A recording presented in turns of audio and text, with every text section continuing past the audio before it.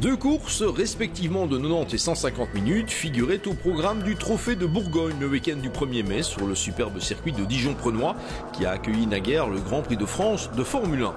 La bataille promettait de faire rage entre les meilleurs bolides de la division 1 et le samedi en fin de journée, la météo était très compliquée, ce qui signifie qu'au terme d'une heure et demie rythmée par d'innombrables neutralisations, c'est la Peugeot RCZ Cup numéro 3, pilotée par le jeune Anthony Lambert et Benoît Soumoulin qui sortait lauréat de la première confrontation. Un joli pied de nez au destin pour l'équipe SemSpeed, contrainte de laisser la 1 à la maison en raison de l'indisponibilité pour raison médicale de François Soumoulin, qu'on espère retrouver le plus rapidement possible dans le paddock du BGDC. Le premier top 3 du week-end était complété par deux autres Peugeot RCZ Cup de la classe ACST, la 188 de Jérôme Heinen et Gaëtan Ayot, ainsi que la 7 des revenants Stéphane Cristinelli et Michel Duquesnoy. Du côté de la classe B, dans ces conditions très délicates, la Vauxhall Astra Coupé numéro 777 de Philippe Ménage et Guy Katzers faisait merveille, s'imposant avec un tour d'avance sur la Renault Clio numéro 108 de Jean-Marc Bourdouche et René Brugmans. Moins bonne nouvelle par contre pour François Jeuquen et Gaël Frère, dont la Renault Clio numéro 503 rencontrait des ennuis électriques, l'éloignant déjà de la lutte pour la victoire. On prend les mêmes et on recommence le dimanche, mais sur 150 minutes cette fois, une joute qui allait être marquée par la montée en puissance des deux bolides rescapés de l'équipe SemSpeed, la 3 d'Anthony Lambert et Benoît Soumoulin, et la 2 de Mathieu de Robiano et Pierre Dupont. Des Lions qui allaient s'offrir une lutte intestine pour la victoire, avant de se toucher en bout de ligne droite et de tout perdre au classement général, du rarement vu au sein d'un même team en BGDC. C'est difficile à dire de mon point de vue. On était en train de revenir sur Gaëtan. On tournait Gaëtan et Jérôme. On tournait 8 secondes plus vite. Il y avait 10 secondes. Donc on était à l'aise. Et Mathieu était derrière. Et je sais pas ce qui s'est passé. Moi, il m'a heurté à l'arrière. Bon, les caméras, on va aller voir ici ce qui se passe. Mais moi, il m'a heurté. D'après ce que j'ai ressenti, il m'a heurté à l'arrière. Et puis voilà. Et je suis vraiment déçu parce qu'on aurait dû faire 1 et 2. Et avec ce qui se passe avec François, c'était le seul résultat qu'on aurait pu ramener. Et quand je vois tout le boulot que les mécanos ont fait et tout ça, bon, des erreurs ça arrive chez tout le monde. Et voilà, il faudra tirer les conséquences de ça. Mais c'est des choses qui ne doivent plus arriver. Si la 3 de Soumoulin et Lambert a pu poursuivre sa route après un changement de roue, pour la 2 de Robiano et Dupont, c'était hélas l'abandon, suspension et direction pliée. Je suis arrivé très vite au freinage et je me suis fait surprendre parce que Benoît a freiné un peu plus tôt que ce que j'avais espéré. Et donc j'ai décalé et au moment où j'ai décalé, on s'est retrouvés l'un à côté de l'autre et on s'est touchés pour se télescoper et partir chacun de son côté dans le bac à sable. Le malheureux incident entre les Peugeot numéro 3 et numéro 2 faisait bien sûr les affaires des autres Lions, à commencer par la 188 de Jérôme Heinen et Gaëtan Ayot, qui évitaient toute erreur pour s'offrir une première victoire cette saison, tant en Division 1 qu'en classe ACST. Aujourd'hui, c'était vraiment très difficile dans le choix des pneus. Donc, on a choisi de faire toute la course en pneus pluie. Les 2 premiers relais, je pense que le choix était judicieux. Et le 3e relais, on a vraiment eu très difficile. Ce qui fait qu'en fin de course, je pense qu'on était tous les 3 dans un mouchoir de poche. Et voilà, on a eu un peu de chance sur la fin puisque les 2 et 3 se sont accrochés en plein dans la bagarre. Donc voilà, ça finit très bien pour nous, pour une fois. C'est un chouette circuit. Maintenant, j'ai jamais eu l'occasion d'y goûter sur le sec. L'année dernière, déjà avec la Clio, c'était sous la pluie. Mais voilà, on s'est débrouillé sur la pluie. À la base, je n'aimais pas trop la pluie, on s'y habitue. Et je pense qu'avec Jérôme, on forme vraiment un équipage homogène, quoi.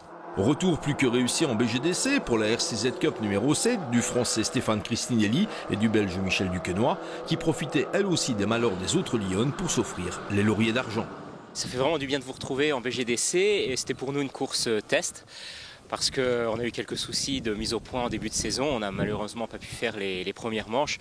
Donc là, on venait pour surtout s'étalonner. Et bon, le test est bien réussi. On a fait une course sans faute. On a eu une bonne équipe qui avait très bien préparé la voiture. Et donc, même si on n'a peut-être pas été les plus rapides en course, je pense que c'est une somme de petites choses qui, au total, font que c'est assez payant. Voilà. Michel, quand on se retrouve à Dijon avec le BGDC, on a toujours des conditions météo un peu déplorables. L'année dernière, c'était au moins uniforme, il a plu tout le temps. Ici, c'était compliqué, ces conditions changeantes. Mais moi, j'aime bien parce que ça glisse, parce que bon, c'est du pilotage pur et simple. Et moi, ça me convient très bien, donc on a passé un bon week-end. Du côté de la classe B, réservée aux bolides de 2 litres de cylindrée, rien ni personne n'a pu faire trembler la Vauxhall Astra Coupé numéro 777 de Philippe Ménage et Guy Katzers à Dijon. Intraitable la veille, la vénérable anglaise a remis le coup vers le dimanche pour remporter un succès amplement mérité.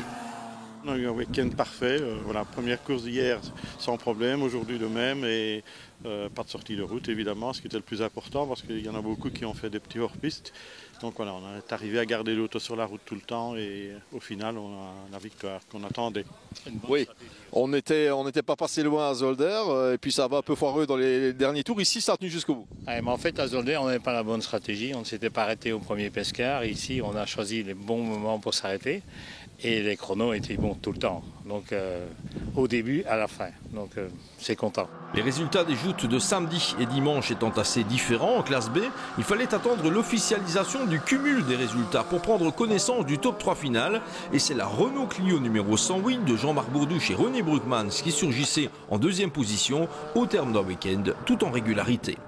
Surprise également pour le gain de la plus petite marche du podium, toutes les autres Clio subissant la loi de la Honda Civic numéro 6 de Navrik Delahaye et Patrick Van Biloun qui n'ont rien lâché à Dijon, décrochant leur meilleur résultat ce jour. Mon copilote ici a très bien roulé et moi je me suis réveillé. Donc ça a très bien marché, on était coaché par Philippe et bon, la radio a fonctionné, ça marchait bien, c'était très gai. La piste est définitivement ma piste préférée. Oui, certainement un vrai circuit ici, des conditions Navrik changeantes, début de course facile, pas facile. Oh, très difficile, le pluie ça a aidé un peu, les pneus ça allait bien. On avait quelqu'un qui a perdu le diesel, les commissaires ne savaient pas, ça c'était drôle à rouler, parce que bon, c'est une bonne surprise, t'avais des clients en drift, tout le monde en drift, c'était un championnat de drift, c'était gai, on s'amusait bien, et comme Philippe il a bien aidé, j'ai dit à lui, mon copilote ici qui doit se réveiller à allumer le diesel, il l'a fait, il a roulé une bonne temps et je suis tout content. C'est lui qui l'a fait le podium en fait quand. Belle prestation également pour la Renault Clio numéro 37 d'Hervé Deger et Philippe Ortulanus, enfin épargné par les soucis, ce qui l'a laissé au pied du podium de la classe B. On attend encore mieux pour la suite.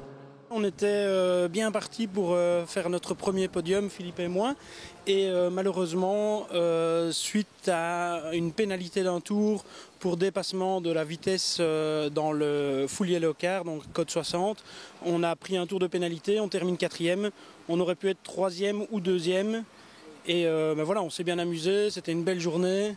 Et félicitations aux personnes qui sont devant, aux pilotes. On a vu pas mal de pénalités dans les différentes catégories pour ces dépassements de vitesse sous full course yellow. C'est quelque chose qui est compliqué à gérer, c'est Hervé? En effet, parce que on a l'impression qu'on est comme les autres pilotes, donc on tourne pareil que les autres et au final on tourne plus vite. On ne sait pas voir selon le chrono au fur et à mesure et la direction de course le voit directement. Si on a fait un tour en X minutes, ça fait une moyenne de temps, il le voit. Philippe Ortulanus, Dijon-Prenois par ces températures pas vraiment printanières, c'était comment Philippe? En fait, moi je ne connaissais pas le circuit, donc il a fallu que je l'apprenne. Je l'ai appris hier sous la pluie, on pensait avoir du beau temps aujourd'hui, ça n'a pas été le cas. Donc dans la course d'aujourd'hui, là j'ai commencé à apprivoiser plutôt le circuit et la voiture aussi qui est nouvelle pour moi. Donc j'étais un peu dans une phase d'apprentissage et la voiture et le circuit sous la pluie, mais voilà, la course est bien passée, j'étais très satisfait. En fait. C'est la 28 d'Angélique Charlier, l'Amazone du BGDC, et d'Olivier Siegenthaler qui complétait le top 5 de la classe B au terme d'une nouvelle prestation plus que solide, considérant que cette Clio est une version Cup stricto sensu. Cette fois épargnés par la casse de leur moteur, Mickaël Divois et Patrick Asnon n'allaient néanmoins pas profiter de 2 manches parfaites à Dijon. Mais le retour aux affaires est réel, avec pour débuter une 6e place de classe. Condamné par ses ennuis électriques de la veille, la 503 de François Jeuken et Gaël Frère brillait de mille feux le dimanche, achevant la joute au 2e rang derrière la Vauxhall de Ménage et Katzers, ce qui valait au duo une 7e place à l'addition des 2 résultats. Moins de réussite qu'à Zolder pour la Clio numéro 62 de Philippe Brackevelt et Daniel Brown, jamais vraiment dans le rythme à Dijon. Elle parvenait néanmoins à trouver place dans le top 10 de la catégorie, au même titre que la 80 de Nicolas Delancre et Jordan Leroy, ainsi que la 510 de Christophe Quempler et du luxembourgeois Canio Marchium, nouveau venu sur la chaîne du BGDC. 2 autres Honda Civic étaient de la partie à Dijon, mais elles n'ont guère été vernies, avec la 48 de Rudy Thiroux, Rodrigue Gillion et François Bastien, propulsée par une mécanique 1800 cm3 de Honda Integra, et la 348 de Yannick Bostels et Christian Franken. Quant à la Renault Clio numéro 110 d'Olivier Debrou et Eric de Wallains, elle jouait clairement de malchance en étant victime d'un bris de moteur, rejoignant sur la liste des abandons la 85 des Hollandais Mick Jardy-Hoogwerf. On termine ce passage en revue de la Division 1 par la seule voiture engagée en classe D à Dijon, la Porsche Boxster numéro 24 de Jean-Yves Beckmann, Christophe Denis et Alain Neutelers, qui réussissaient la performance de trouver place dans le top 10 absolu, toutes catégories confondues. C'est très bien comporté, on a bien géré, les mécanos ont fait du très bon travail et normalement on devrait être en catégorie E, apparemment comme on est tout seul, donc on devrait être pas mal non plus. Ah, effectivement, conditions sur la piste changeantes durant cette épreuve, c'était comment? Hier c'était très glissant, très glissant, une piste détrempée. Aujourd'hui ça allait un peu mieux parce que c'est une pluie, une petite drache comme on dit chez nous en Belgique. Mais bon voilà, la voiture comme vous l'avez dit c'est très bien comportée, elle a été très bien réglée par nos mécanos, donc voilà on les remercie. Bon, 2 victoires de rang, enfin de très bonnes performances de rang en tout cas avec cette Porsche Boxster, et maintenant? Vivement Zandvoort. Après 2 victoires de la Peugeot numéro 1, Dijon a donc apporté de la variété au classement de la division avec le succès de la 188 de Heinen et Ayo. Cap maintenant sur Zandvoort et c'est d'une où le clan Semspeed aura hâte de déjà prendre sa revanche.